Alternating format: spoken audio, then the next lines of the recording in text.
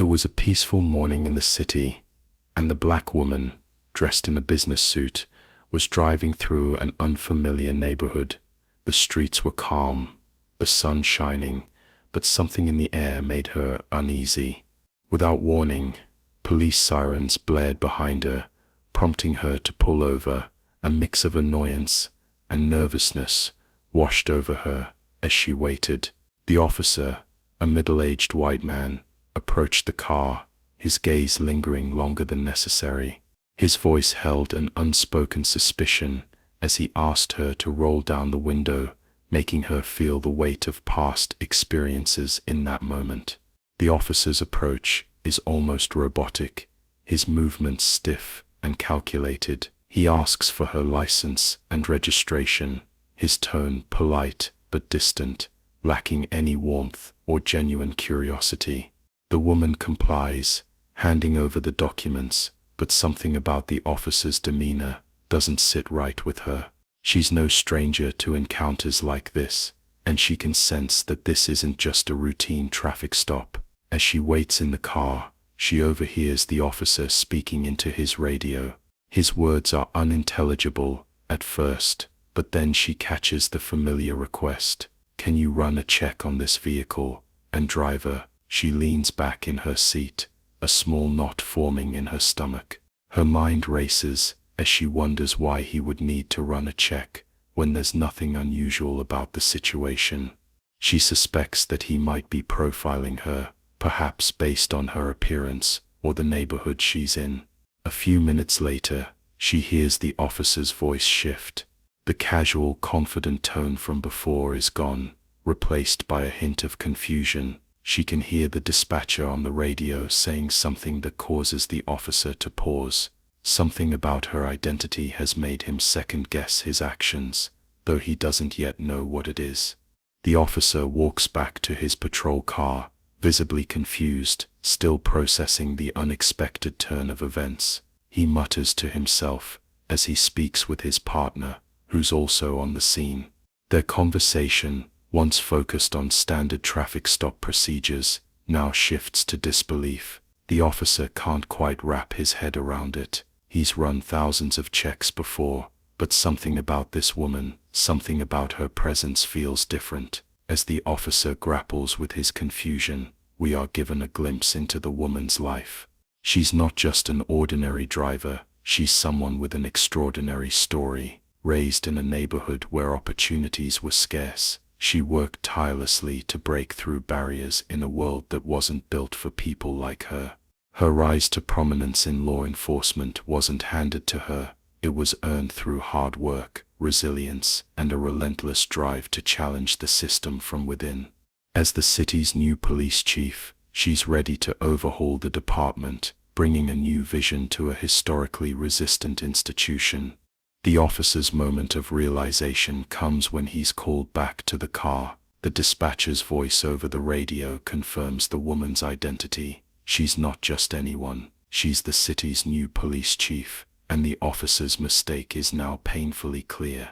The officer returns to the woman's car, his face flushed with guilt as the weight of his mistake settles in. He stammers an apology, his words tumbling out in a disjointed mess. He's clearly flustered, trying to find the right thing to say, but the words just don't seem to come out. His face reddens further as he tries to explain that he didn't mean any harm, but the damage has already been done. The woman's presence, calm and composed, only intensifies his discomfort. The woman, unfazed by his apology, listens with a professional air. She understands that the officer is likely embarrassed, but her response is measured and direct. She calmly informs him that while she appreciates the apology, it doesn't change the fact that this type of racial profiling is exactly what she intends to root out as the new police chief. She's been in law enforcement long enough to know how these situations often unfold, and she's not going to let this slip by unnoticed. She pauses, offering a moment of quiet understanding. She acknowledges that the officer's position is difficult, but she makes it clear that his behavior, fueled by bias, is unacceptable. The tension in the air begins to dissipate, but an uncomfortable silence lingers between them, as both are forced to reckon with the reality of the encounter. Now fully in control of the situation, the woman, revealed as the new police chief, addresses the officers with quiet authority. She calmly reminds them that racial profiling is a serious issue that must be confronted head-on. With a steady voice, she sets the tone for the leadership she intends to bring to the department, one rooted in accountability, fairness, and respect for all citizens. She invites the officers to reflect on their actions, giving them the opportunity to acknowledge their biases and consider how they can do better. The officers remain silent, the weight of their mistakes settling on them as they absorb the gravity of the situation. The chief then makes it clear that significant change is coming to the police department. She acknowledges that it will be difficult for many, but her leadership will focus on transparency, accountability, and building stronger, more understanding relationships with the community. The encounter ends with a subtle but powerful message about the future of the department. After the encounter, the officers return to their patrol car, visibly shaken by the realization of who they've just stopped. As they drive away, their conversation shifts. What started as a simple traffic stop has evolved into a deeper reflection on their roles within the department. They begin discussing the challenges they will face under the new chief's leadership. The weight of their actions lingers in the air, and they know that the road ahead will require significant change.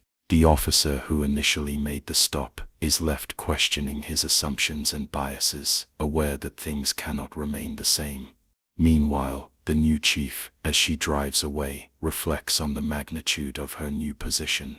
She understands that this moment was just the beginning of a challenging journey ahead. She is aware that her leadership will be met with both support and resistance, but she is resolute in her mission for change. She's prepared to fight for justice, knowing that this path will require both patience and persistence. As news of the new police chief spreads throughout the city, reactions are mixed. Some celebrate the change, hopeful for a more equitable future, while others remain skeptical.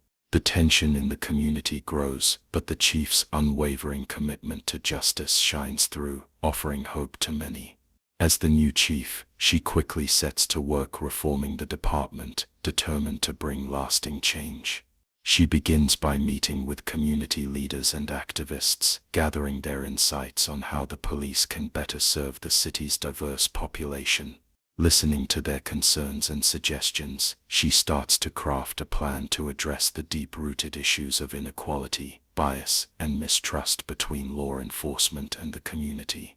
However, not everyone is on board with the changes. Some officers, particularly those who have been entrenched in the old ways of policing, resist the new direction. They feel threatened by the chief's leadership and the impending overhaul. Despite the pushback, the chief's resolve only strengthens. She knows the road ahead will be challenging, but she remains committed to balancing the need for order with the necessity of addressing systemic problems within the department. The story culminates in a moment of reflection.